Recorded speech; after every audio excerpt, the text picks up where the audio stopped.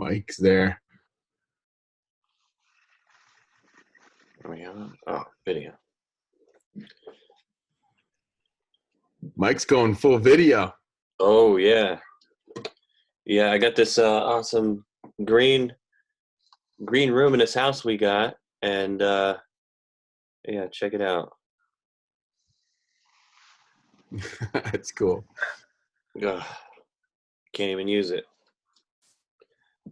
Okay. Because of the that imperfection, that seeing the. Oh yeah. Yeah, it's cool. Yeah, there's a window behind it. Okay. What do you have that set up for? So I coach here in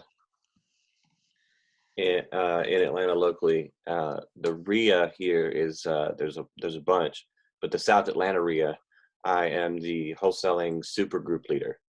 Oh, cool. Not subgroups, they're super groups. And awesome. she gives us capes to wear. Cool. Okay. So let me check the Facebook group. I think there should be a lot more people on. Yeah, Tom, he said he's about to log in right now, so. Okay. All right. I think this is recording. Yeah, this is recording, and I'm going to put it on my YouTube channel and link to it in the group so we can go back and watch it.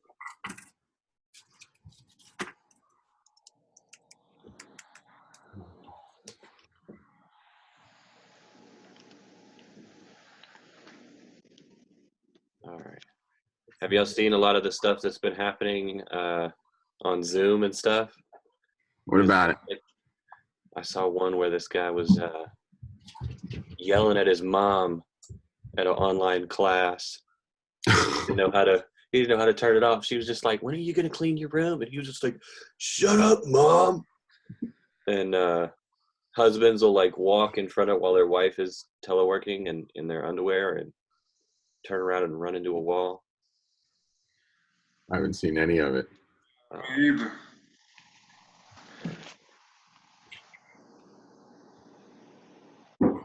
So let me see who. So we got Kevin, Joseph, and David, and Tone. All right, who voted Friday? I think one guy. I don't know if Tim can make it, but yeah. All right. So let's just get started, and if other people come on, then they come on. So the mastermind that I have here, the whole reason for the mastermind is that we share openly, and each of us is in our own little area. So here in Atlanta, I am in Cobb County. Another guy in my mastermind here locally is in DeKalb, and another one is in I forget what county, but it's another area. And so we agree to not go into somebody else's area, and so that we're not creating our own competition. We meet Wednesdays at 9 a.m. and then the first thing that we do is something. One of the members was from a group called EO, which I think is Entrepreneurs Online. And what they do is they have an update. So they start with updates like, here's where I am, here's what I'm looking for. And I think that we can sort of change it here with what we're struggling with right now, and then where we want to be. So for me, I guess I'll get started since I'm already the one talking. But what I do here is I do everything in person. I meet them at the property. I get they call in on the phone, or I call them. I meet them at the property. I have paper contracts. I get them signed because, you email them a contract and they may never see it. The demographic out here for me is right around 65 to 75. And a lot of people don't have email or know how to DocuSign. I've had it where they try to run whole bunch of wholesalers through, or even cash buyers will come through, and I'll see them with the Bluetooth, and they'll be getting talking to their mentor, and they'll be getting their email, and they'll be like, all right, I'll DocuSign the agreements, and then they all leave. And of course, I pull out a piece of paper and a pen, and I get the document right there, the contract. Yeah. So now I'm sort of struggling going everything virtual. So this is how, in the past, people have liked to do it, when they buy a course, do everything online and, never talk to the seller and text them, or, just talk on the phone, but never leave the house. Yeah. So I'm having to learn all of that. I've got a new CRM, REI Simple, that I am switching over to. I'm about to go there. Joe McCall. It's great. It is a overlay of FreedomSoft with a couple extra bells and whistles in there. Are you in Podio now? I'm using Podio, and I'm having because I'm teaching people here, and they call me the Podio professor. So I'm sort of got to tell people like, well, I'm not really using Podio that much anymore. Days are over. So did you talk to Gavin? What'd you say? Did you talk to Gavin? No.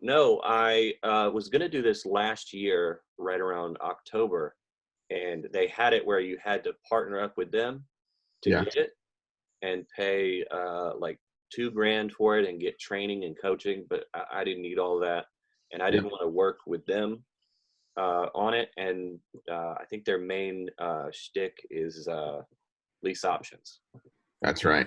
I want to do wholesaling and rentals and everything else subject to. It's a great strategy in combination with regular wholesaling, though. Yeah. Really good.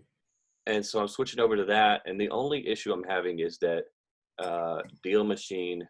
So I had a deal machine where it would pop right into Podio. And so I'm having trouble with that. But I've got a protege who is super green, and I'm just going to automate it with a person instead of a program, and just have him weekly go to Deal Machine, pull all the new leads, and then just upload them right into REI Simple. And so that'll get around it. And then I'm also going to have him manage the deal finders. So I've got all the deal finders from Deal Machine in REI Simple, and I could even like mass text them and say, hey, have you seen any deals? Are you still driving around?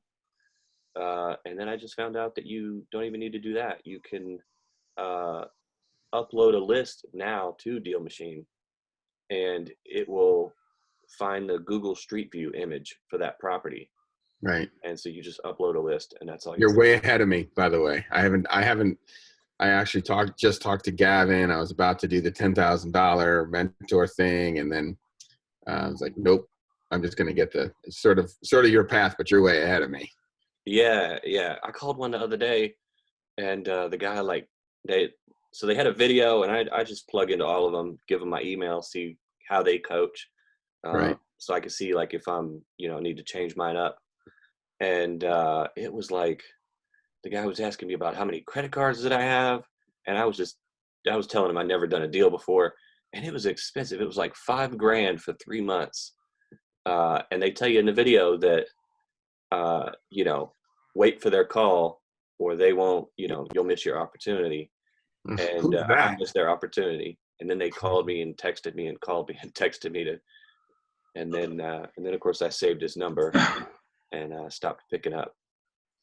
So what training company was that? Coaching company? That was, oh man, that guy with the bell. Tom Kroll? Yeah. Wholesaling Inc. Really? Yeah. Cheesy. I love Tom. I'm a Matt Theriault and Tom Kroll disciple. I've listened to a lot of their podcasts. A lot of them. Yeah. I've got their podcast, and I didn't connect that this was them. But it was a lot, and I mean, telling somebody they're going to take, max out all your credit cards is like insane, especially now. Right. It was a lot of people not working. That was Tom Kroll. I can't believe it. No, it wasn't Tom Kroll on the call, but it was like some other guy. But it was for Cody? Wholesaling Inc. I can't believe that's their methodology now. I'm shocked. Somebody else must have taken that department over. Now, So I've never heard anybody say anything bad about like who's gone through the program. yeah, I did. Yeah. But okay, so that's where I'm at, and so I'm struggling with getting into virtually. But I'm hoping that REI Simple will make all that easy. You just upload the documents, and then you go in there, and it puts in their name into the document, the offer, and it emails it to them. And then I've got another guy who is going to start cold calling. And so the great thing about REI Simple is that they, in the bottom of the screen, when somebody calls in, it pops up, and you can instantly click on them, answer the call, and then of course tell them what the property address is. Right. For some reason, people really care that you're calling me. You tell me the property address. Yeah. So that's where I'm at. That's where I'm looking to go. And then I guess we'll move on to Dave. Yeah. So who's that? Is that Tone that came into the call? Yeah, Tone. Yeah. Okay. I wasn't sure if it was a tone as in volume or something. So, all right. So, can you hold on just 1 sec? I had to close the door. Yeah.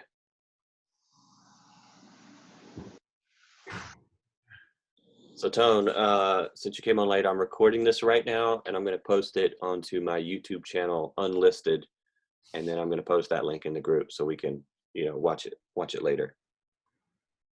All right, Dave. Okay. So I've been a wholesaler for probably 4 years, 5 years now. And I took about 2 years off and have been consulting for other projects. So I got back and I went into Tom Kroll's group and got connected to you guys. So I've just really started back. So I saw REI Simple. I was going to get coaching with Gavin and Joe McCall just to get the ball rolling because things have changed. I was doing direct mail, and we were spending anywhere from $5,000 to $10,000 in direct mail. I started out $3,000, getting more deals back then than I was spending $5,000 or $10,000 back probably 3 years ago. And when I first started, I was the only postcard on. Christian, can you close that door? Okay. I was the only postcard on the table, only phone call they'd receive. And then that evolved into stacks of postcards and maybe 10 calls. And then it got even worse. Newbies were getting in. The education I got was that newbies were getting in and not following up on the postcard. And so I still had my little niche in there. I was the only guy that called. Then it evolved into, man, everybody calling back. So I dropped it like a rock. But I'm still getting calls on those mailings, and people hold on to those postcards. But that's all I've been doing. Like I'm doing maybe, on average, maybe a deal a month. Some months I have nothing. Other deals I have 3.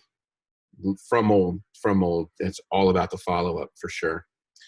So I'm redoing everything. I was in Podio. I got my old Podio, my old buyers lists and all that. But some guys have left. Things have changed. So I am starting over from the beginning, literally. So, but I do have a ton of education and, I can build teams. It's what I consult on, is building marketing teams for corporations. So that's it. My problem is just getting started and finding people to pick up the phone because I hate cold calling. Oh, you hate cold calling? I hate it, but I do it for you. Yeah. No, so I was looking at, I built a call center here, and then I found another guy that was doing it here. Yeah. And so it's cbsiholdings.com is the call center where they call in, and 24/7 somebody picks up, and then you can give them your REI Simple web form. Whoa. With like, what's the address, why are you selling, all that stuff. And then they submit, and of course it feeds right into REI Simple. And then you can label it into a campaign as, mailers. And so it tracks all that. Gotcha. And then as cold calling, it's called On Brand. And they cold call for you. And I can't give them to give me a price, so it may be a little expensive, but I think it was onbrand.com.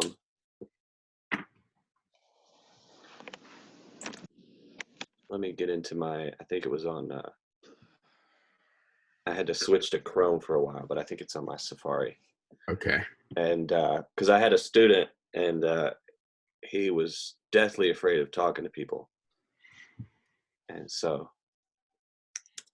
Oh, that's where he went. I just don't like it. So, I mean, I'll do it. I do it, no problem, but I just would rather delegate it. Time's much more valuable. I got to close the door that I asked my kid to close. Hold on. Yeah. I can hear mine playing video games right now. Okay, onbrand24.com. That's not it? OnBrand24, yeah. So outsourcing. You in the Atlanta market? Yeah, I'm in Atlanta. Okay, I used to live in Atlanta about 2-3 years ago. I did like a couple deals. I was new to it, and I was doing it, listening to YouTube videos, and I was doing calls, and I was very inconsistent with it. I really was trying to. I thought it really was a get rich quick scam. I'm gonna be honest with you. Oh yeah.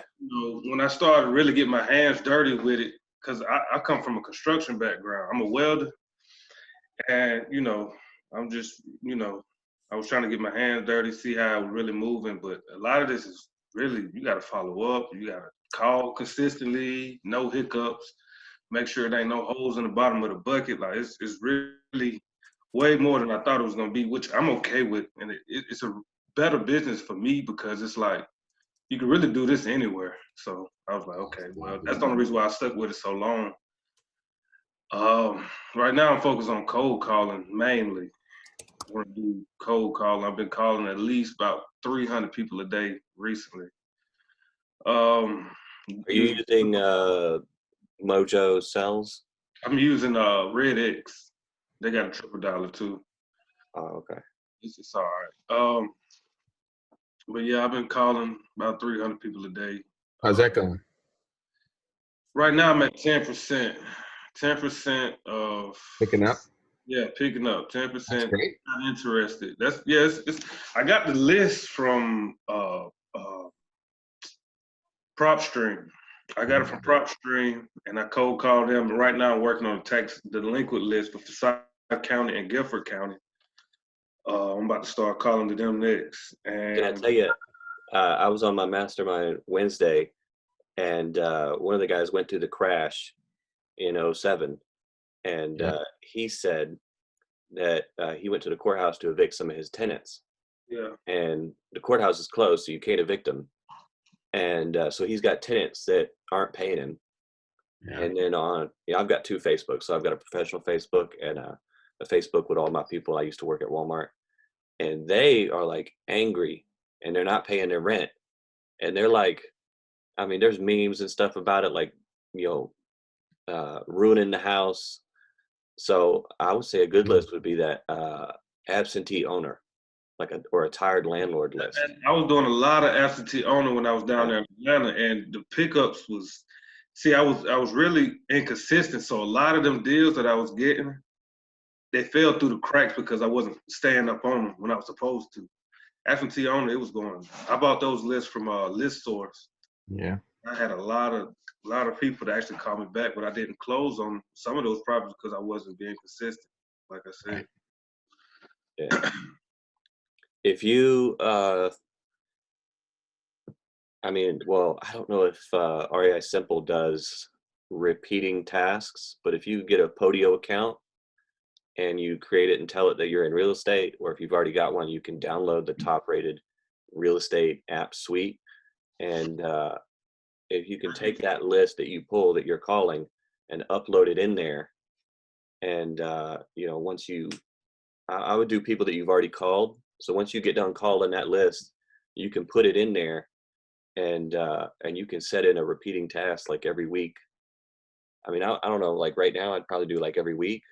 Normally I do like once a month, but since everybody's at home, time is like going by so slow.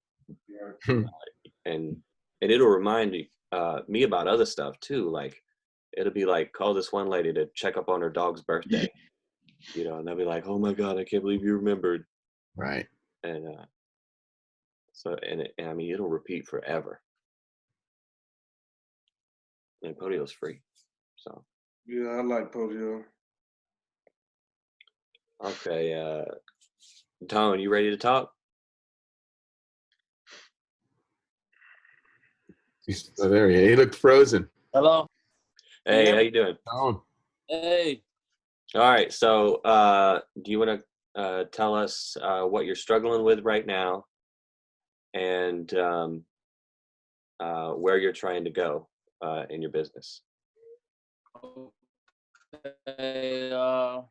What I'm struggling with right now is right now I'm cold calling. I've been cold calling for like a month or two now. I've been calling my first list, my pre-foreclosure list that I got from Brent Daniels. His his TTP his course. I went through his course, and this is one of the lists he preferred me to call to. Actually, I got a couple yeses. I got 3 yeses that's working with me. One is in the process of a short sale. I'm working with still. It's a longer process than they call. I don't know why they call it short sale. It's really a long process. So I'm just waiting on that right now. But the lady, she cooperated with me. It's no problem. She's ready to go. She's ready to get rid of the home. So just hopefully everything goes good with coming to an agreement with the bank. But my problem with cold calling is just following up with everybody. Basically, once I put them in that maybe group, or if you're not familiar with the Mojo Dollar. yep, You're Mojo. familiar with the Mojo? Yeah. Yeah, with the Mojo Dollar. The other day, I used to just call all my pre-foreclosures, keep calling. The ones I put in maybe, sometimes I forget to call them, or just basically just keeping up with the maybes and the yeses. Just following up with everybody. That's my biggest problem, I think, out of the Mojo Dollar. And what I'm trying to go is, I just want to contact more people. After a while, you get tired of it.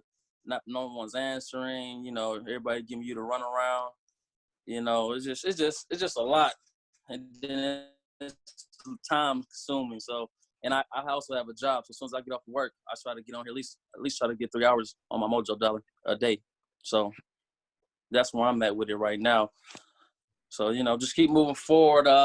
Right now, I just what I'm doing next. Right now, I went through that list 3 times. They said go through a list about 3 or 4 times of calling that list. And now I'm finna go through the vacant list. They said the vacant list is real good right now while, the academic, all the stuff going on.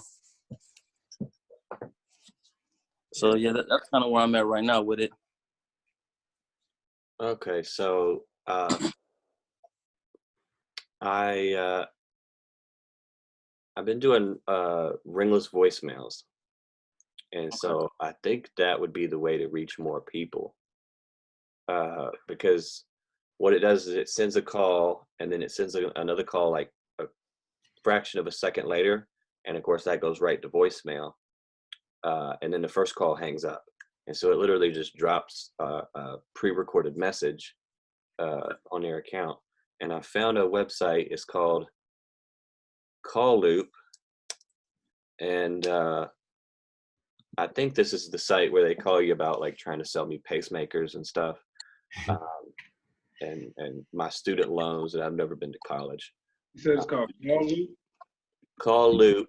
Call Loop. So it's I put it in the chat, CALLOOP.com, and it sends out a mass text, mass ringless voicemail, and then you plug in the caller ID number.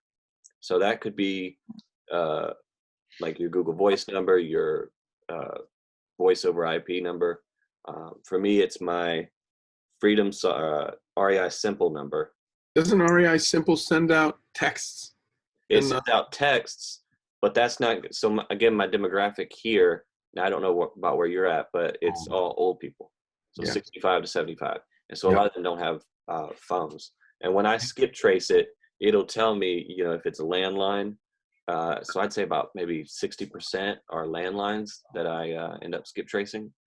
Yeah, I was going to ask you that because I was using Slot Broadcast, and a lot of them, they was pretty much saying that they couldn't call, or the RVM wouldn't get delivered because it was a And landline instead of a actual phone, mobile phone. So I didn't know if it was a difference with call loop versus slot broadcast. So Yeah, I was using Sly Broadcast, and then recently they updated it to where you had to have one of their numbers. 'Cause they were doing it where you would plug in the phone number, and they changed that because it's like I can't take them in because if they come back in through Sly Broadcast, you know, I don't know what the address of the property is or with their name or any of that info, and then I've got to go like search in my CRM while I'm on the call with them. Uh, but yeah. so, what did you say about getting in touch with your old people that don't pick up? Is there a tool to do that? Well, I was sending them a ringless voicemail. And so what I noticed is like none of the people would actually like listen to the voicemail. They would just call it back, say, hey, I just got a missed call. Mm. So it was essentially like I had cold called that whole list and then people were then calling me back. I don't know if you subscribe to the, like when you cold call, you leave a message. Some people say you don't leave a message. You just show up as a missed call. Some people say you should leave a message. I mean, it doesn't matter because all the people just call back off the missed call anyway. right. And then at that point, it's in your court. And of course, you can do that with everybody.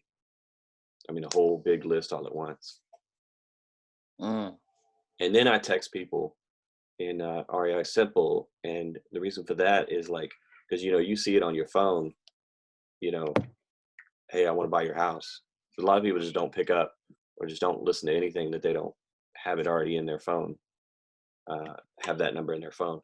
So do you get everybody calling back at once? Like all of this no. I'd say I get like maybe like 900 RVMs out, and then maybe like 9 people call back probably at once, and then the rest of them are,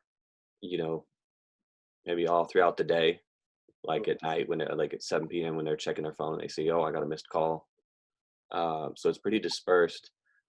You could break them up into like break the list up into groups and just send them out at different times throughout the day, or even send them to different numbers that way. So like you send 400 to this one number, that goes to you, and then somebody else on your team has another number, 400 are going to them at the same time, and that way so it's multiple people taking it. Okay. And then of course calling them back. Okay. So what's like the time frame where you would send them out, and you would send them out in the morning or afternoon? So before everything happened, I was doing it 9, 12, and then 5. And that was because like, you get up at 9 to go to work, 12 is like lunchtime, and then 5 p.m. is like, when they're about, their mind checks out of work. Right. But now I'm just sending them all at like 10, 11, 12. Because everybody's pretty much at home right now anyway. Sort of like messed everything up time frame, like.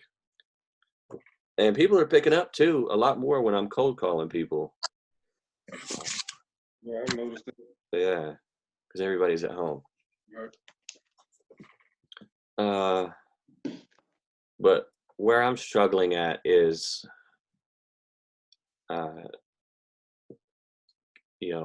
getting the negotiating over the phone. So normally I get them into property, and there's the ceiling's falling down, there's holes in the floor, stuff like that. So now I'm having to convince the seller, like, send me pics, or I'll like, all right, well, I'll send my guy out there and he'll take pics, and then sharing them with the seller and trying to, because I mean, you essentially got to convince some of them, like, you haven't seen your house in a while. So the main list I pulled is like a vacant property list, and that's what I've been pulling forever. And the thinking is that when person passes away, it goes into probate, winds up on that vacant property list anyway. They evict the tenants, winds up on the vacant property list. If it's foreclosed and they live in it, they'll most likely find a way to pay off that or borrow money. If there's code violations and they live in it. If there is vacant and it's foreclosure or there's code violations, they're more likely to just let it go. And so I've been doing that list, but sort of getting the seller to do everything over the phone or send me pics or send my guy out, and then negotiating on a price. Because when I get to the house and it's total trash, it's pretty easy to say, well, this is why I needed it, 30, 40,000, and I can't give you, 120 like that other house down there sold because it was all fixed up and nice. So moving over to doing all the negotiating over the phone is really hard for me.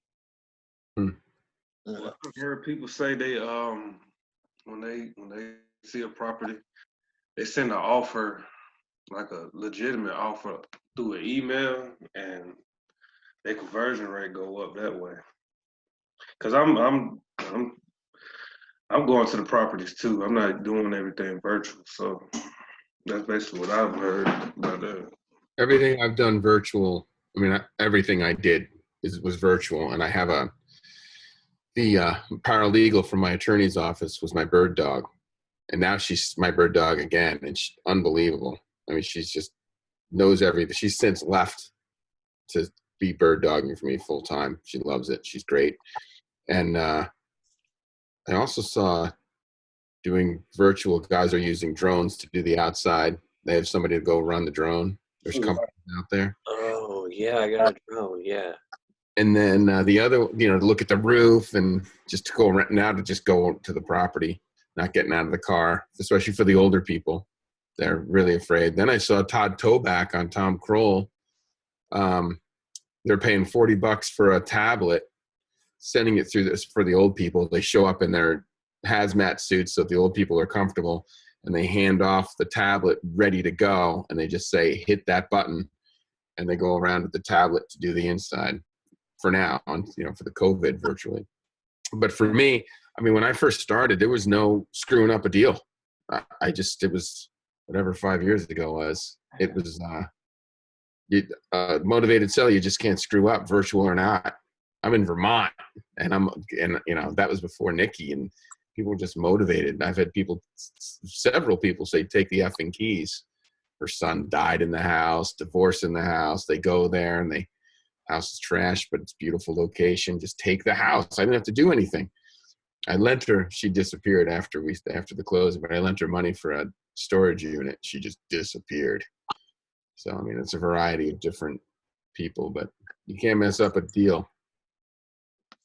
Man, so you buy them a tablet, and then they take the tablet and take pictures of the house? Yeah, or video. Yeah, it's in the Tom Kroll. It's in the Tom Kroll feed. Oh, okay. Didn't I meet you on? Weren't you in the Tom Kroll group, the Facebook group? Isn't that how we connected? Wholesaling. Yeah. I think I'm in that group. Yeah. Yeah, I think that was where this was mentioned. Yeah, Todd Toback was on with that other guy. Okay. Wow. Yeah. All right. I'll look at that. And TTP program. What's that?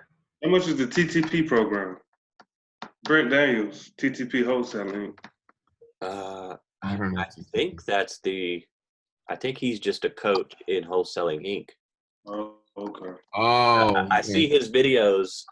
Yeah. I see him in the Wholesaling Inc. They have like a YouTube channel, and then Brent Daniels has his own channel, and then I think one of the other guys has their own channel. Because I was joined. This was like a couple of years ago. I was still living in Atlanta at the time.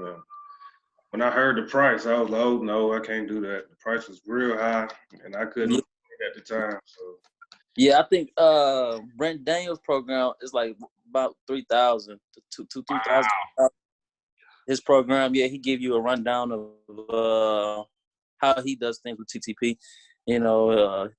Like the Mojo, he'll show you how to work the Mojo dollar, how to keep track of your numbers, all that type of stuff. Just run you through everything, and basically everything he used. Are you in TTP now? No, not no more. He give you 90 days to be in the group, and to have his number, and you can call him. Like, he hands on with it. Once everybody hands on it on his team. I still can call him now. It just, and ain't just about like because anybody can. I guess you could sign up for a call. I think anybody can sign up for a call, but it's just they help you with it. But it's like more of like sending you all their information, giving you all the modules they want you to go through. So. Yeah. But yeah, I still have his number. I call him sometimes. He hits you back. He'll text you whatever you need help with. He try to reach out fastest way he can. It's a lot of people on there, so So it's pretty good though. I paid. You paid $3,000 for 90 days. Yep, for 90 days. Yep. Wow, so at the time I have Tom Kroll, Joe McCall, and Matt Terrio, and they're like lifetime. They're always updating and adding new programs, which is part of their sales funnel. So you have their main training, and then Matt Terrio, and then they'll add a new training that you're inside your training. You're like, oh, what's that? I think that's their upsell. Okay, yeah. But yeah, he kind of do the same thing with like coaching calls and stuff like that, like with everybody, and he record them all. You can go in there and watch them at any time, and it's like. And he like updates a deal every time their team do a deal. He'll upload it and just walk through the whole deal, how he got it, list he got it from, and stuff like that. You have to split any of your deals with him? No, I don't split no deals with him. That's how Joe McCall. That's his sales funnel. Get you in with the training, and then they buy the way, and let's partner up. Oh yeah, that's nice. That's nice right there. Yeah, it's expensive though. Yeah. I was about to drop the $10,000 on that, and just talking to Mike, I'm like, wait, $10,000 is Mike. You shared with the training you had to do Mojo. I can go YouTube that. Let Mojo. I don't know if the Mojo was even marketing back when I started. So. Oh yeah, I think they're gonna train you now on Mojo and all this other stuff, but. Yeah, or they were doing. I think they were going for realtors at first. Real estate investors found out about Mojo. Interesting. It's all the same. It's all the same formula. Yeah. From the three that I have, actually, Joe McCall is a virtual wholesaling. He's been around even like 10 years for a while, and he's got it down. He's got it down pretty good. Yeah. Anyway, so I'm starting over in the Tom Kroll training. A lot of it I can skip over, but you guys are all modern. I got to start cold calling. You guys are cold calling. That's awesome. I have a apprehension of picking up the phone. I don't know what the hell happened.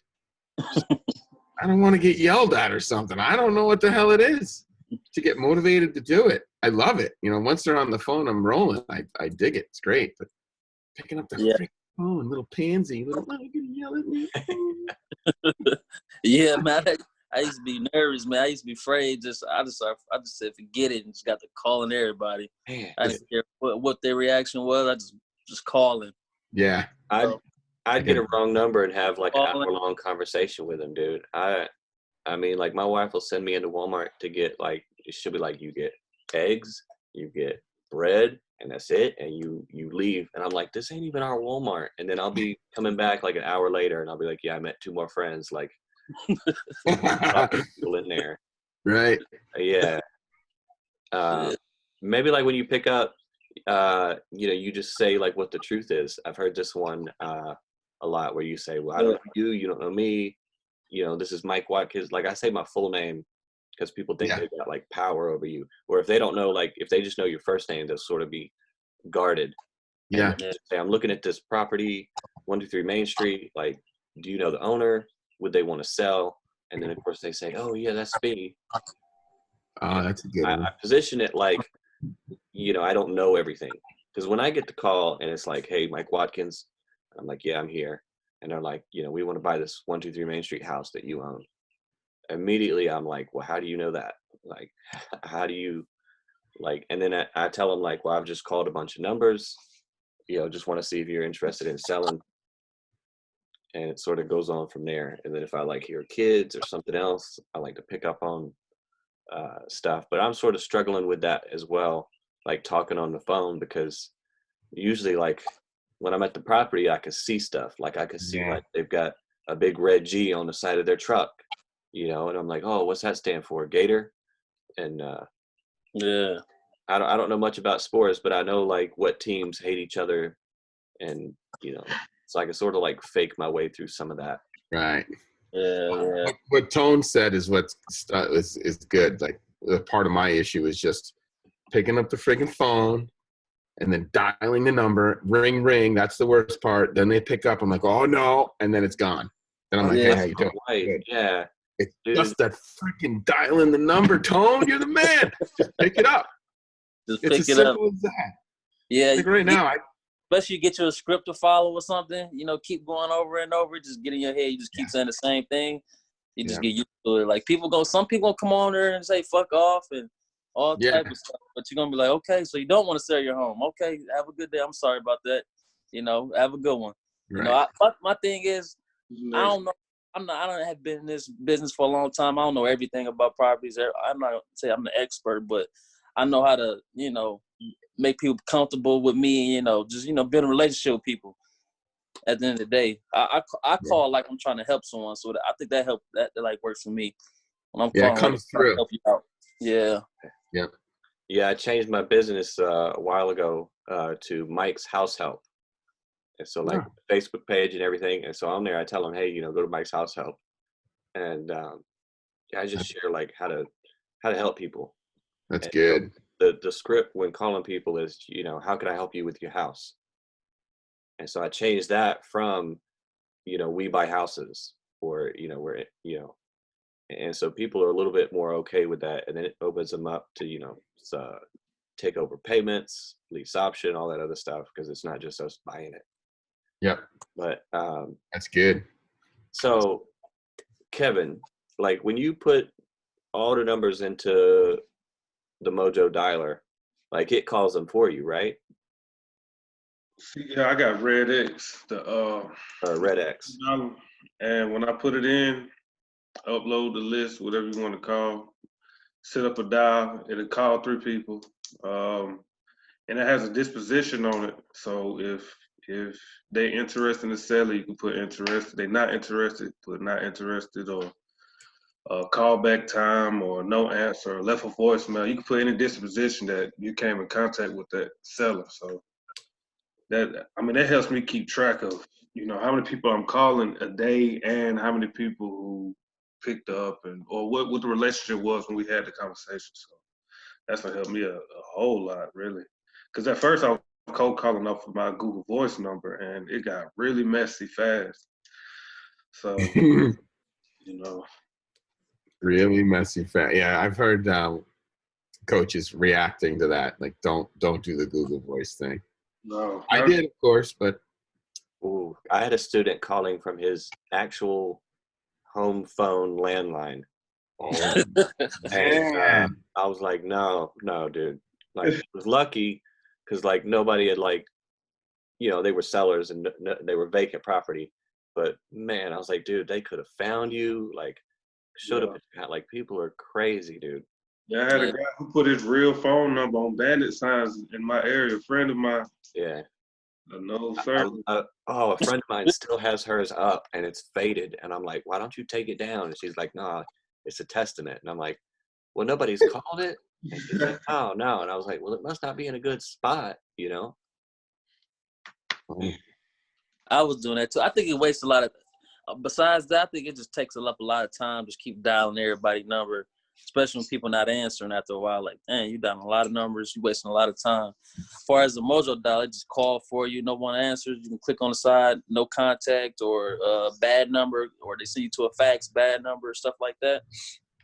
So it's kind of speeds up the process, so you can get it. Dialer has an option where you can leave a voicemail too if they don't pick up. Yeah. Yep. Can you do that in the Red X? Yeah. Okay. Yeah, I've been wondering about leaving voice messages because if you do leave a voicemail, most likely you might get a call back, you might don't. But if you do get a call back, it's kind of hard because you be already on the phone waiting on somebody else to answer the phone as they calling back. So it's like that's why I stay from leaving voicemails. Yeah, one of the could be Tom Kroll. I saw that what to say when you get 9 phone calls back all at the same time. And the only solution they had was, we have a bad connection. Can I call you back in a few minutes? Yeah. That's not good. I was in a call, or I was in a car with my mastermind group, and we were going to a place to eat. And he got a call from foreclosure, and he picked up the phone like right there in the car. And I was like, oh man, like he didn't pull over, didn't have his pad or anything to write anything down with. I was like, what are you doing?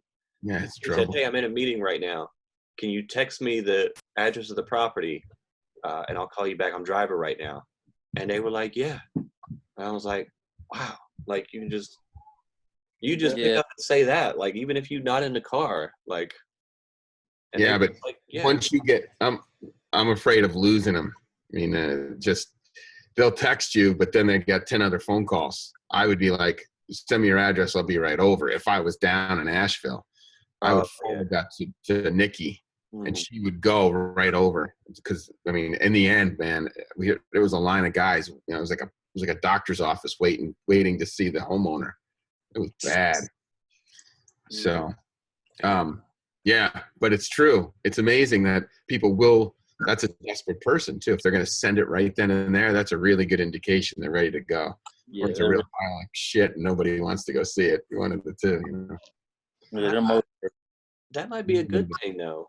Like that, you know, I would say do that to like everybody, because I mean, you know, make them be the thirsty one, you know, for you. Totally. Yeah. What? Yeah. Somebody's. That's how always be. Have them always be chasing you. I was going to say closing. Always. Yeah. Always closing. Okay. Yeah. Sure. So one of the things that Joe McCall, I mean, I do it now, is you wouldn't be interested in selling it, would you?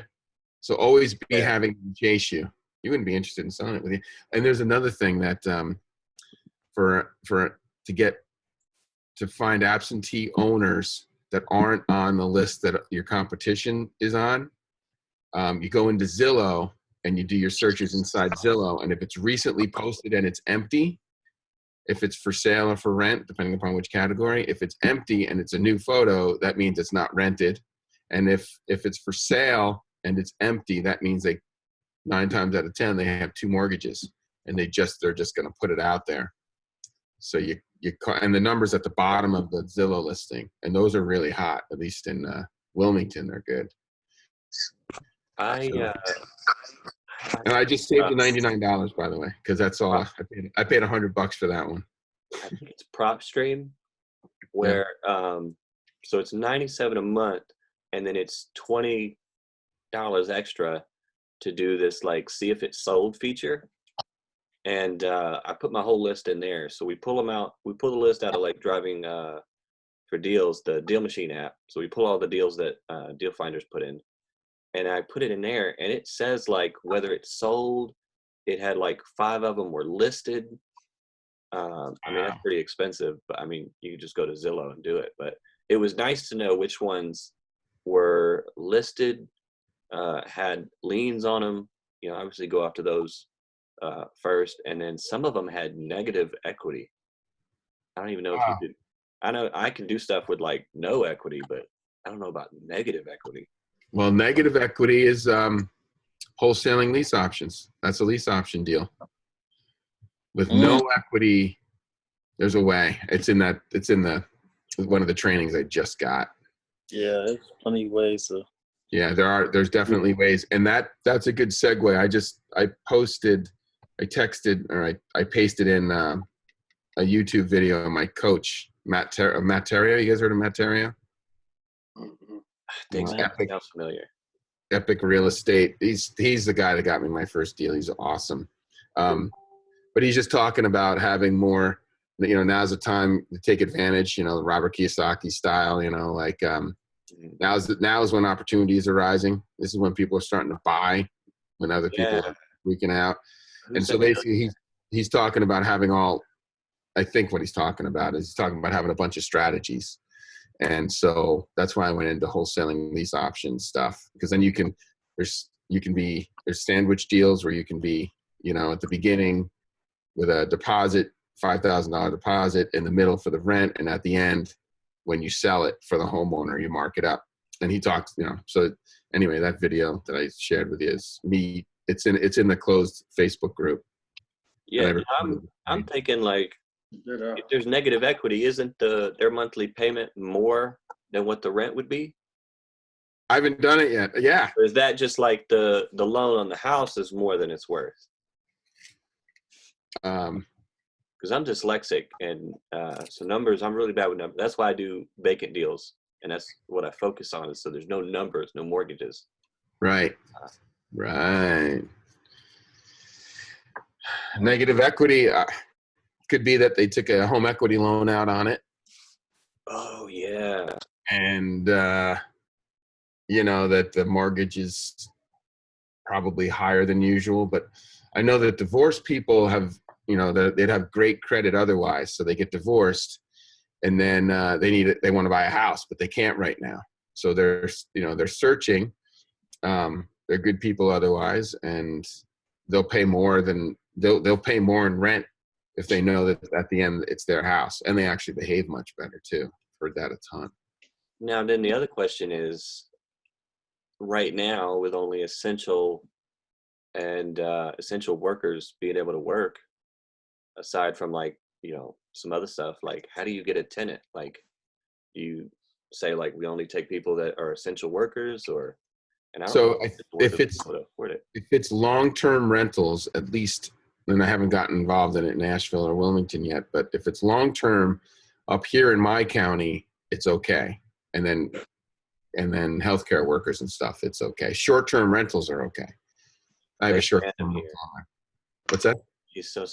Our Kemp, our governor, banned short-term rentals. Yeah, so did ours.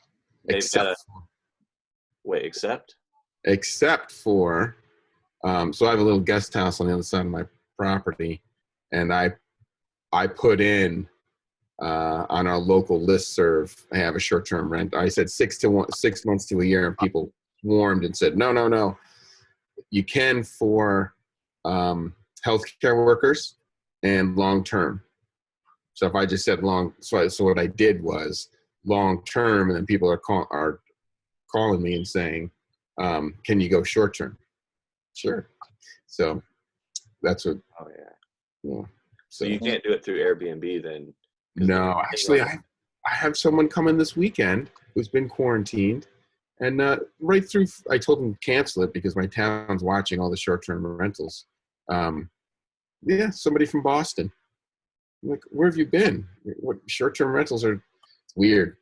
So no, you cannot. There's no short-term rentals. I don't think our governor isn't really that smart. He last week he actually made the stay-at-home order, and he said because his doctor told him that right now they found out for the first time that you can have the virus but not show symptoms. And he said this is a game changer. Everybody's like making fun of us, like, how are you that dumb?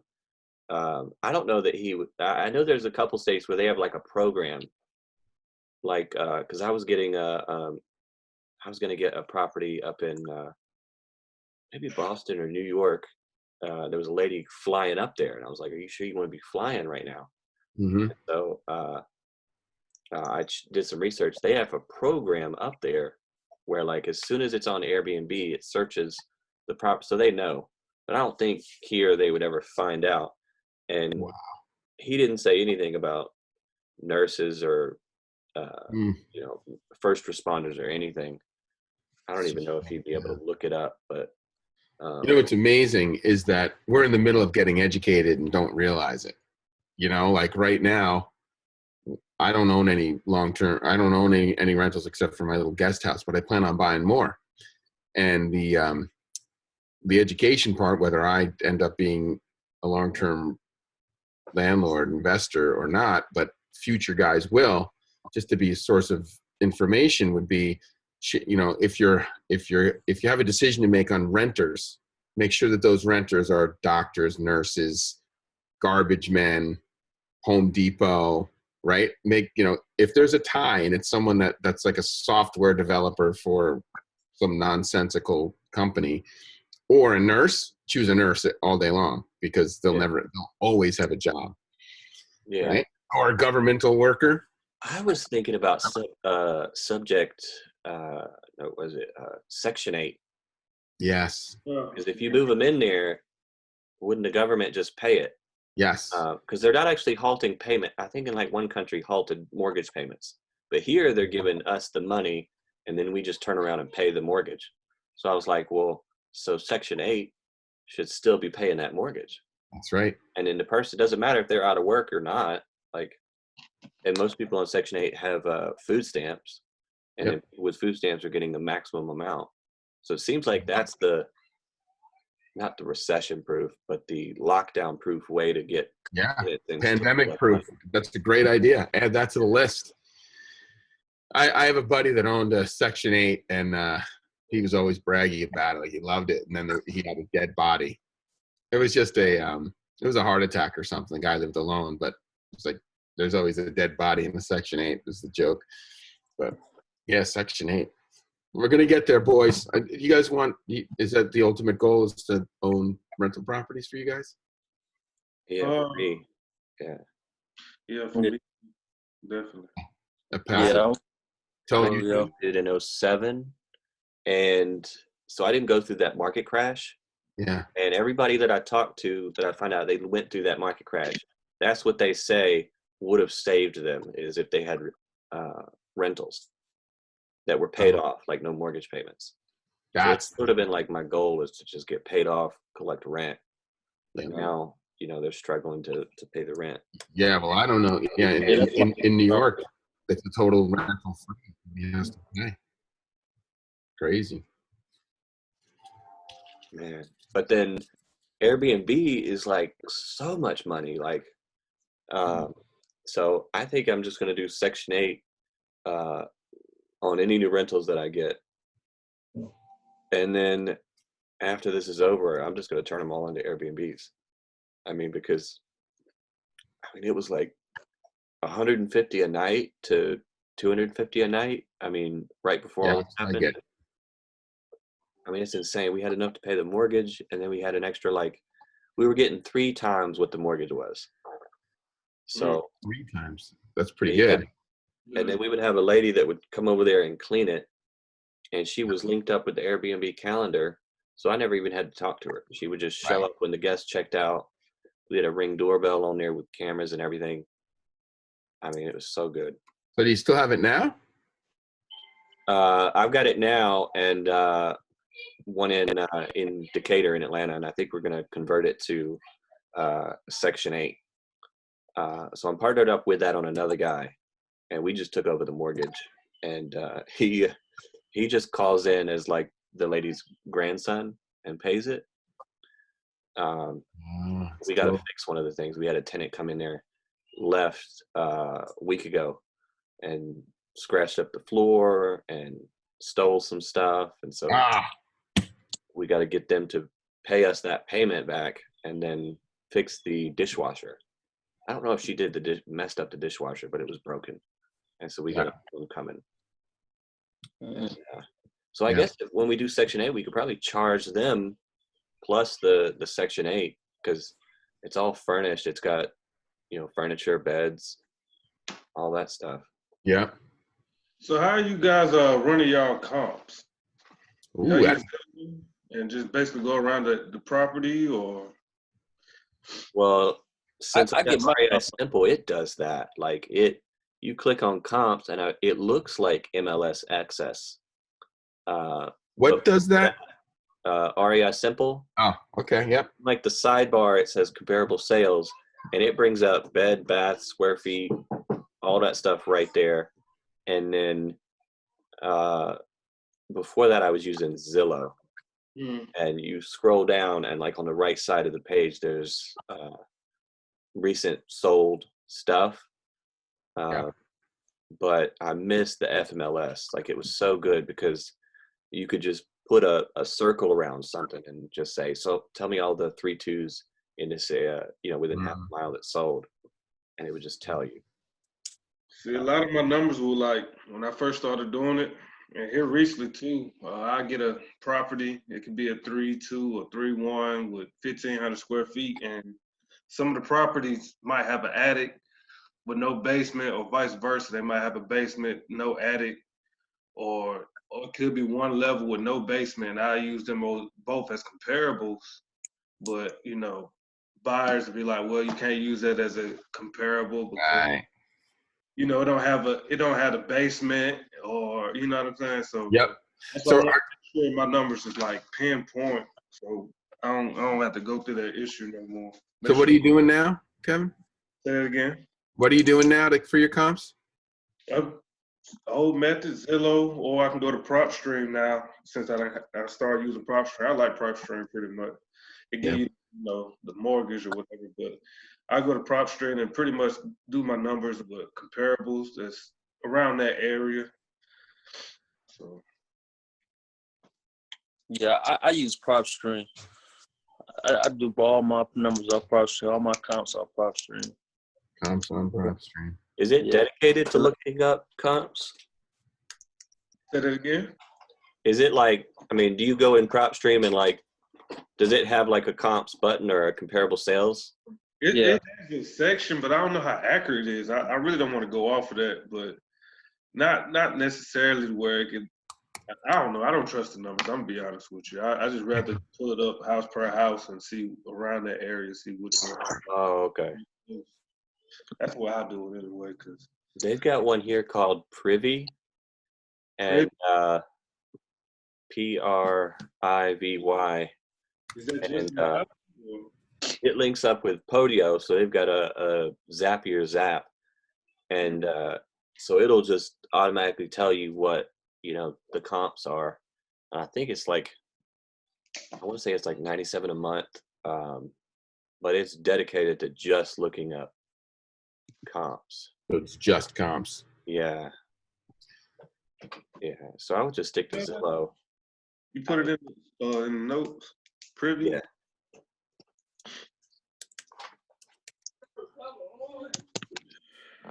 Okay.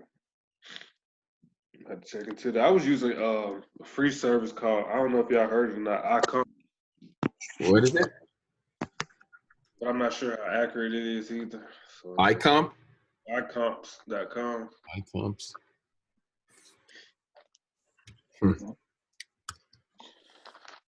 Yeah.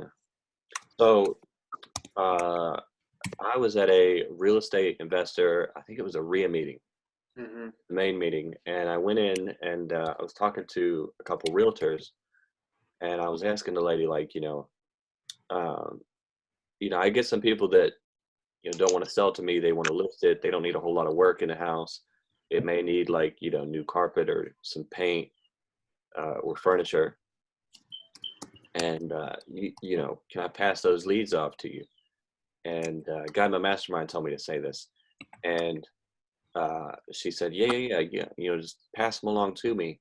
And then I said, well, and of course, if you get any, like, send them my way if they need too much work.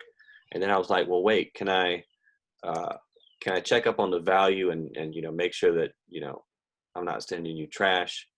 And, if I could be like a unlicensed assistant, I could check up the comps, make sure they're good before I send them to you. And she said, yeah.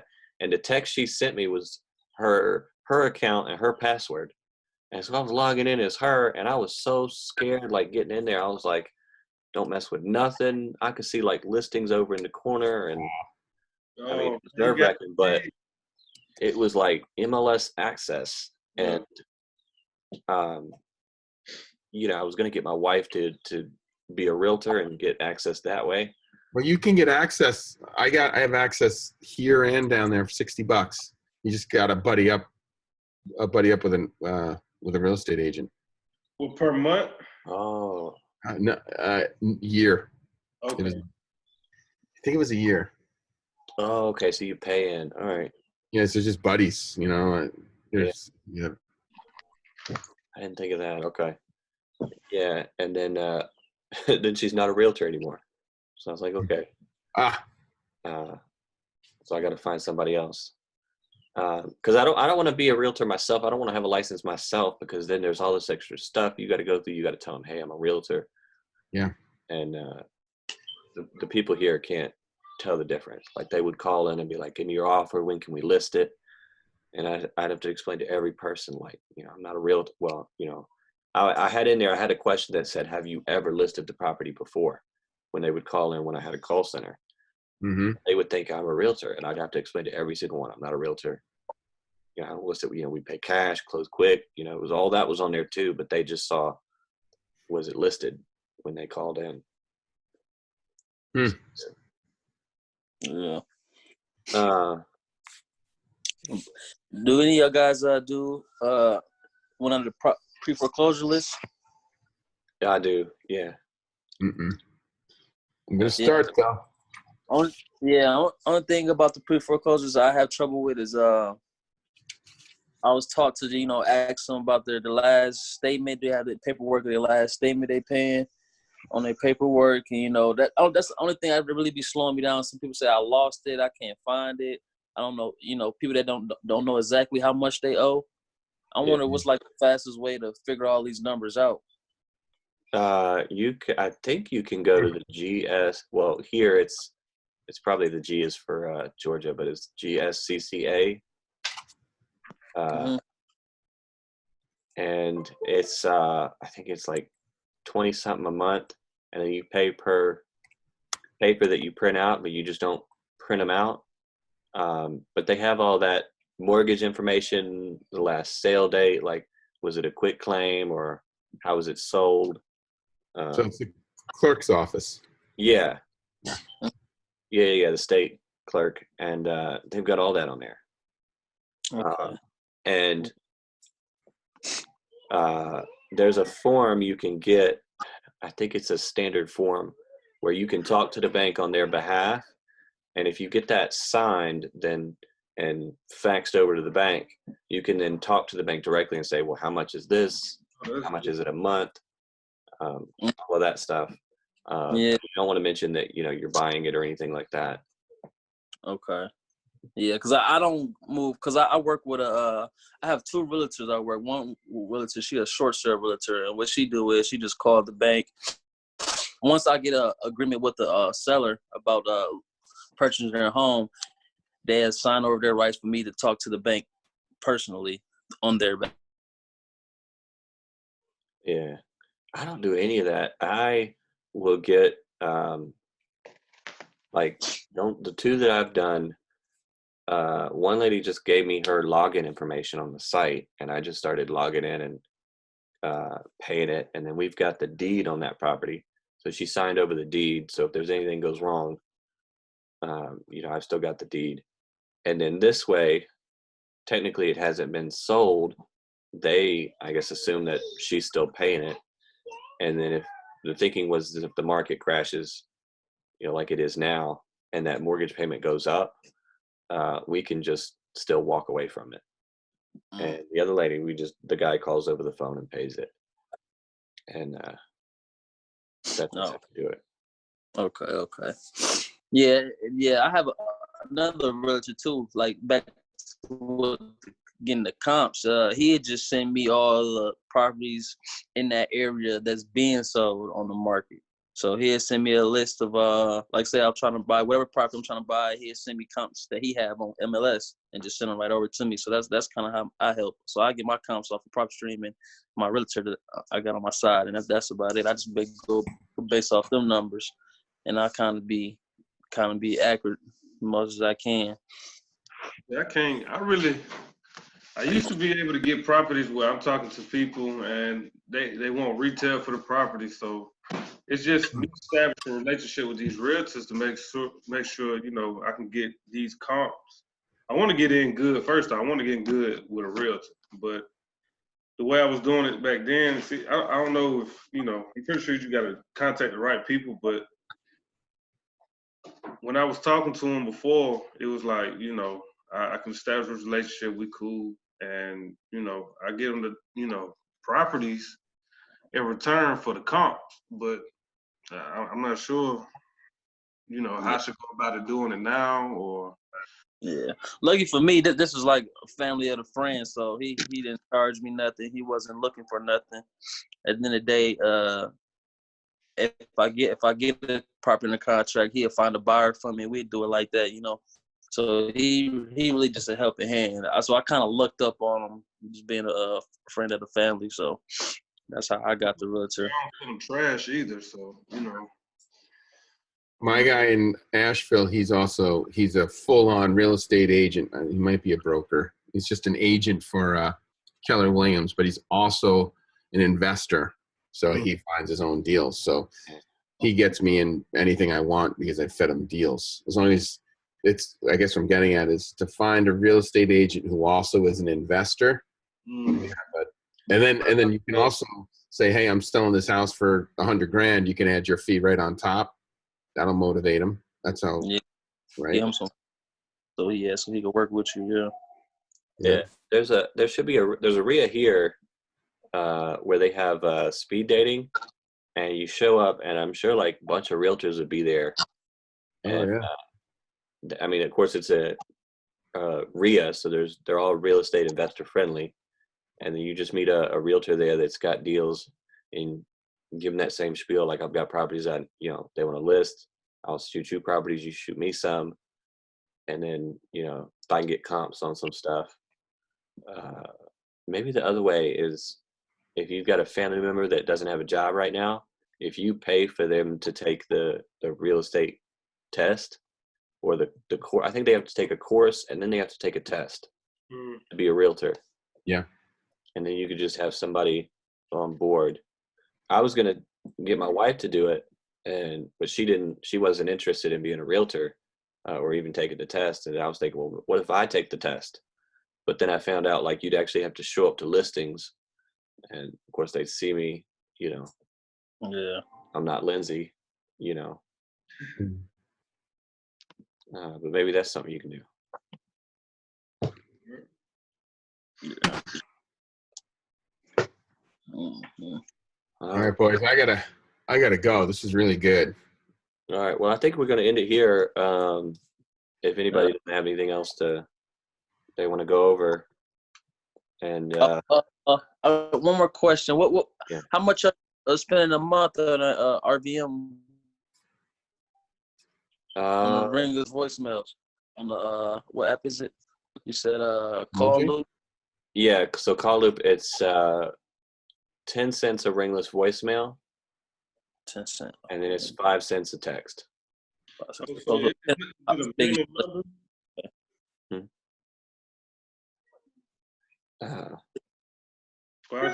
little expensive because like normally it's 5 cents on other services, but the reason is Call Loop is like you plug in any number you want. So I think they upcharge it for that reason. Okay. So if I'm doing cold calling, so the best way to do it is probably go through your list first, then the ones that don't answer, send the Ringer's voicemail. Yeah. Oh, so yeah, do that. And then I got a question about like Mojo and the Red X. Like when you call them and you want to leave a message, is there like a pre-recorded message and you just say, hey, leave this? Okay. You can't set up Mojo. You can't set up to like you can already pre-record your message and you can just or you can physically on the phone yourself. So it depends on how you want to do it. No, I'd rather do that because back in the day, like they found out like when they'd be taking calls and hanging up on people, that time they spent like hanging up was taking too much time. So one guy like held the phone to his ear and just hit the hang up button back when, we had corded phones. So I would definitely just hit the button and leave a message. Yeah. Quicker. But yeah, I really appreciate this, man. Well, keep checking you guys and, keep moving forward. Yeah, can we let's make it the same time next week? Yeah. So 11 every Friday. Okay, sounds good. All right, I'll post this on YouTube and put the link in there. And then I've got all the notes in the chat here, and I'm going to post that in the group as well. Yeah. All right. Hey, so who's Tone, you're using Mojo? Who's using Mojo? Kevin? Yeah, I was using Red X. I think he was. Red X. Tone, are you using Mojo? Yeah, I'm using Mojo. Okay. So my coaches are saying use Mojo. Sorry, Kev. So can I hit you up when I get that loaded if I have questions? Yeah, hit me up, man. We can practice together on cold calling. Cause I still need a lot of help too, man. I get to where our trouble is when somebody says yes. When they say yes, I'll be like, oh shit, what I say next? Right? Yeah. I've forgotten it. I And in the haven't. contract, yeah. Yeah. I had a lady that said, she said, this was early on, and so I said the first part, I said, I'll give you like 4,000, and she said, no, you take it. The Mexicans are taking over, and I was like, okay, and so I sent her a contract for $1. I mean, yeah. Did she take it? No, she just, I guess, hated the Mexican people that lived there. She had moved out and it was vacant. And I was like, man, you got to hate people so much that you give this house away for free. Totally, yeah. North Carolina's like that too. The older people, Yeah. they hear my Yankee accent, they won't talk to me. Oh, man. Yeah. You Yeah, got to have that Southern charm down here.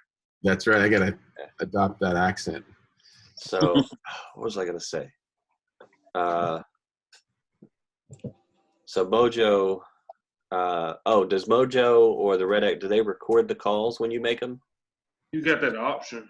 Yeah, you got the option, yeah. Yeah, record the calls, like, for Dave and Tone, for y'all two, so that you can go back and listen to them and like see how you did. I know your own voice is like, ugh, but you really want to like, because I'd be like telling my mentor on foreclosures, I'd be like, well, they said this and they're ready to go, and he'd be like, well, send me the recording, and I'd send him the recording, and he was like, they really don't sound that motivated because they said this and this one point, and you can have notes like the next time you call somebody, like what to say if they bring that up. You really gotta listen back to that stuff. Right. Yeah, I got mine to record because I remember in the beginning he was telling me it was laws about recording voice. Oh. Recording the call. Yeah, the law So is. I didn't. When I started off, I can do it now. I didn't check up on the research, and I'm all good for it. One party has to know. Yeah, because you're not sharing it with. You're not. Big companies have to say that because they share that recording with other people at their company to train them. But since you're keeping that for yourself and you're not sharing it with it for personal use, you can record it. Right. Yeah, and they'd never find out anyway. Okay. Yeah.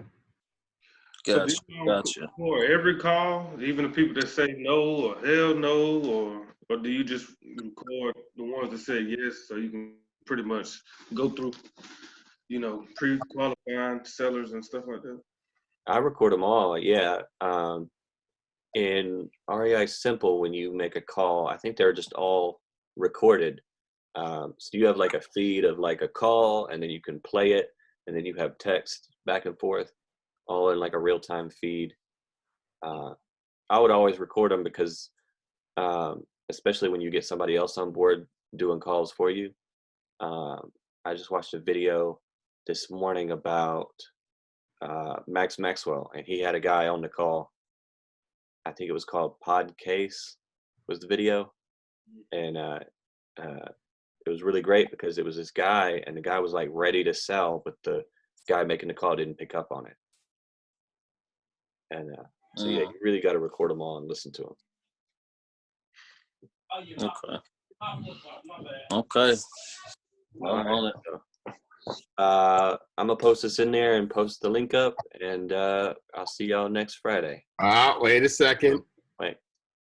So we should all have some accountability, something or other that we all promise we're going to show back up next week to do. Okay. Right? That's right. Okay. Tone? All right. So you go first, Dave, and I'll. Okay. So I'm gonna be set up REI Simple. I'm gonna set up Mojo. I'm gonna make cold calls. I don't know how many. I'll do 300. You do 300 a day, Tone? What's my board say? A week, I try to reach 150 a week. Is that connected phone calls or is that talking to someone? Sorry, steady. Yeah, that's physically talking to. Yeah, that's physically talking. 150 a week. We try my goal, and probably 20 to 30 a day. Okay. A contact. Well, yeah. Okay. So I'm gonna make cold calls. I got to start out slow. All the coaching stuff says like just bite off a little, especially if you're apprehensive. So I'm gonna bite off a little bit, make my tiny goal, make that, and then build. So I'm gonna do. I'm gonna send over the exit strategies in that video that I sent you. Apparently, Matt has a whole list of exit strategies. So we just have to be adaptive, and that's the point. So I'll download that and send that over. That'll motivate me to get it too. Yeah. So that'll include wholesaling, lease options, subject to probably land deals, all that stuff. So that if you get somebody that says I have no equity, you'll know how to strategize your offer. Okay, that's what I'm going to do. What are you guys going to do? Okay. I'll go. I'm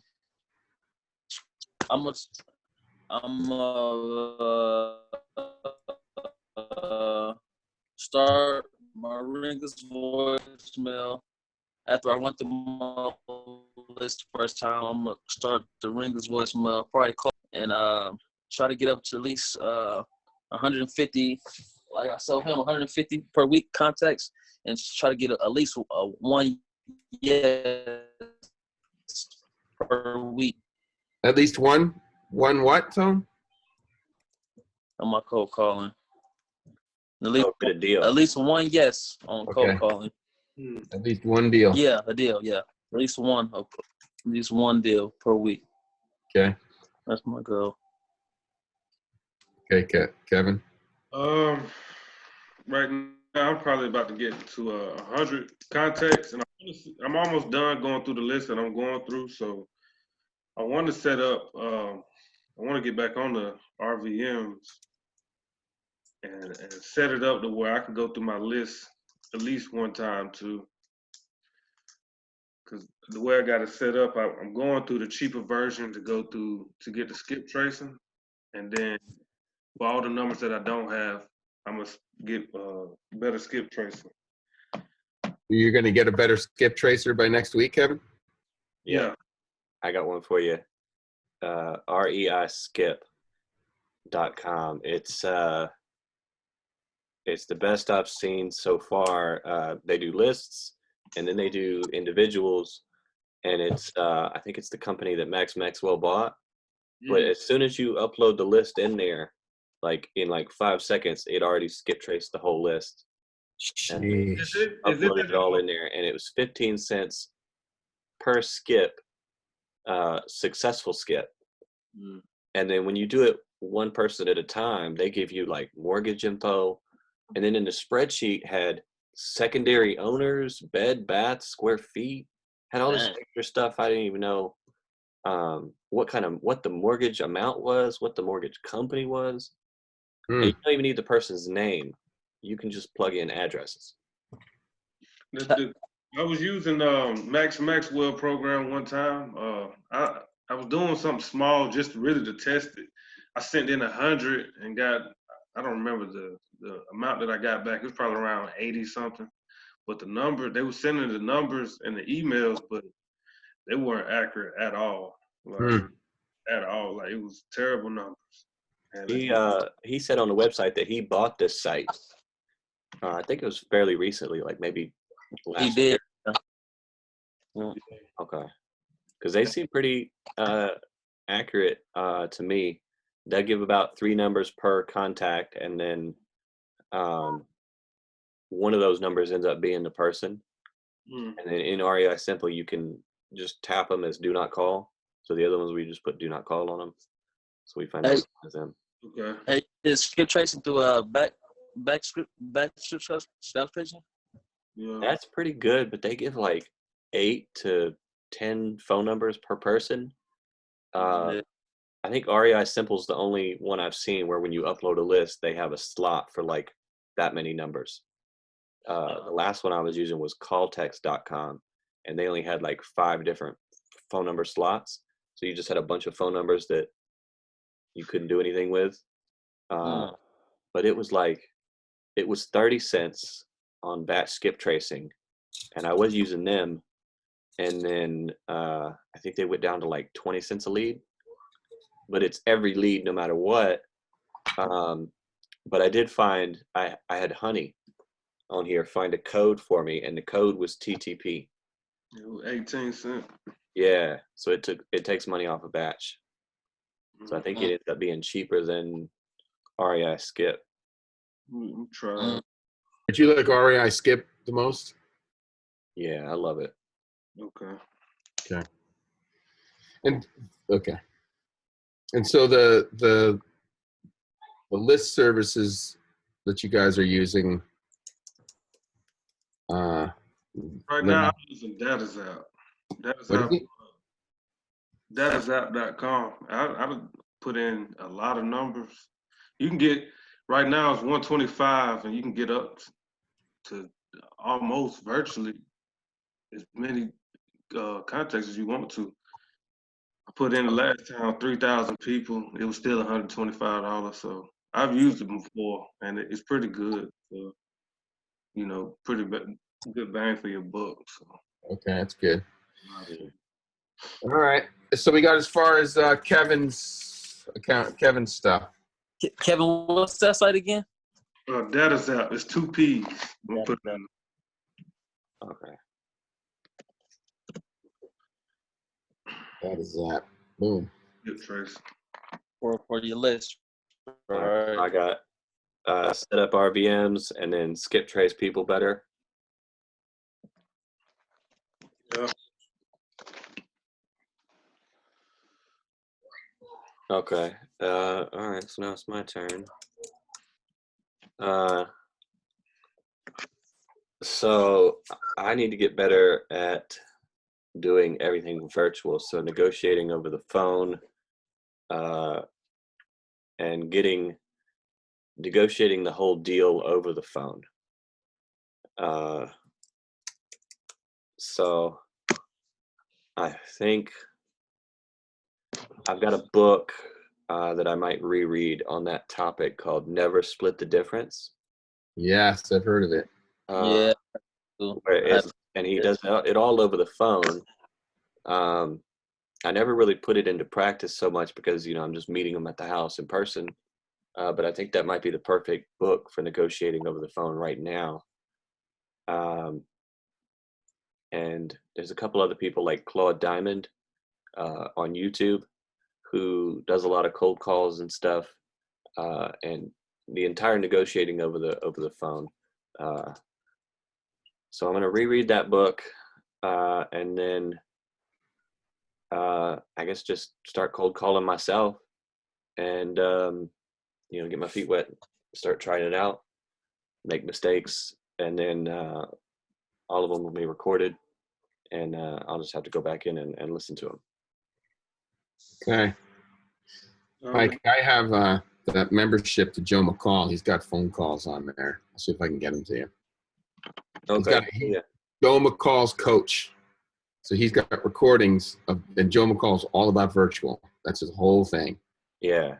I'll add that. I'll see if I can get the videos. So it's Joe McCall's coach coaching Joe McCall how to negotiate over the phone. Yeah. I'll send. Man. And then I think I guess if you have any sort of training or anything, I've got a couple that I'll have to look up, but I'll post some of those in the group. I've got some old ones like Deals from the Dead, which is like a probate coaching. Yeah. And some other ones. Yeah, I got Sean Terry. That's pretty old too. Oh, Sean Terry. I love He's a Vermonter. Have y'all seen him lately? He's doing a whole COVID thing. No, I haven't heard of it.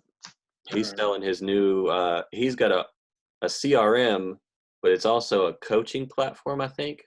Yeah. And so you can pay like $2,000 for it and the coaching, or you can just pay $97 a month and get his system. Huh.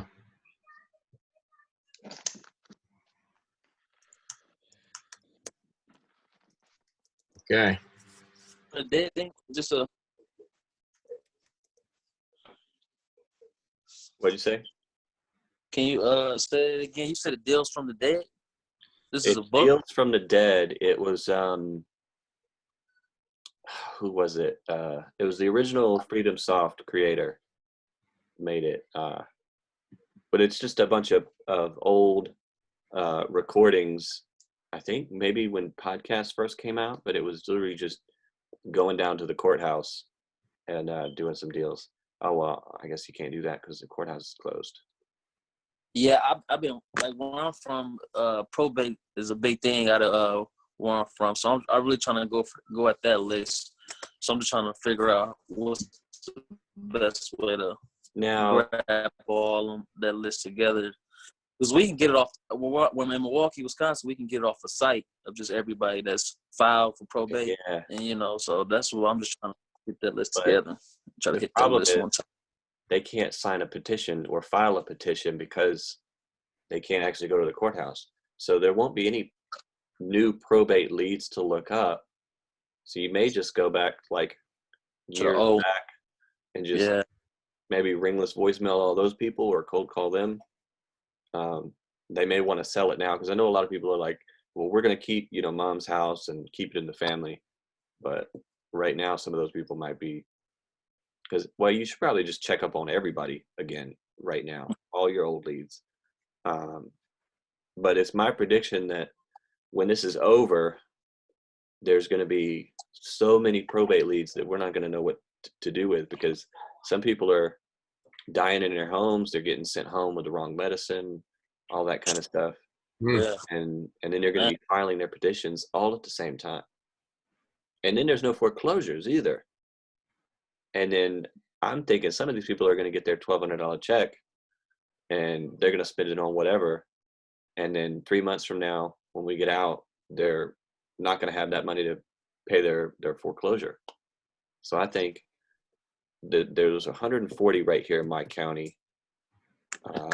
So I think there's going to be another 140 probably of just people who just don't want to pay the mortgage and are going to lose that money. And but we've got extra time to work on those people. Yeah. What's the list, do you think? Is it just pre? So here locally in my mastermind in Georgia, the one guy gets it from an attorney and he buys like a 5-county area. And so we split it up. And I think I took Fulton and Cobb County. They're close to me. And then they take the other counties. And what's the list? It's pre-foreclosure. It's pre-foreclosure. I think you can get it from PropStream. Sure. Okay. Yeah, you can. Yeah, my bank dynamically just sent me an option to go into forbearance. Like, okay, great, but at the end of 3 months, they still want the full mortgage, all 3 months plus principal. If somebody takes that, you can't afford it. It's bad news. Yeah, I would keep paying it. Yeah. Yeah, heck yeah. Oh, so if you have an LLC, there's a grant that you can get. 10 grand. You can get a grant. I'll find the link and get it in there somehow. Is that the $10,000 one? You can get $10,000 is like you can apply for that on top.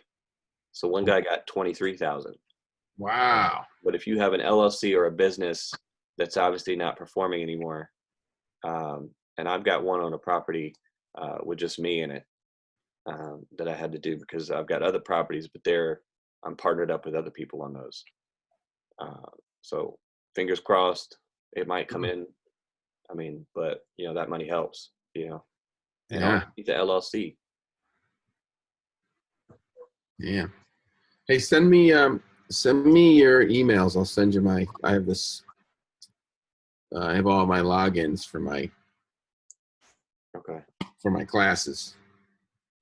All right. Well, let's post it in the group. I'll make a post in the group and I'll comment with our emails. All All right. Okay, sounds good. Is there a way I can attach it here? Probably not. Yeah, well, I'll email you guys. Yeah, I'm having to copy everything that's over here in the chat because it's going to go away. It doesn't record any of that. Oh, okay. Yeah. Okay, I've good. got it all over here. I'll copy all that and put it in the group. Okay, thanks, Mike. All right, so I'll see y'all next Friday then. Yep. Hey, Mike, the logins that I give you are going to have somewhere buried in there that the Joe McCall getting coached by his coach. So it's in there somewhere. Oh, That's- yeah. Yeah. So just hunt around. Yeah, I got plenty of time. Yeah. All right. Good. Thanks, guys. It's great to meet you. All right, yeah, you too. See you, boys. See you next week. See y'all next Friday.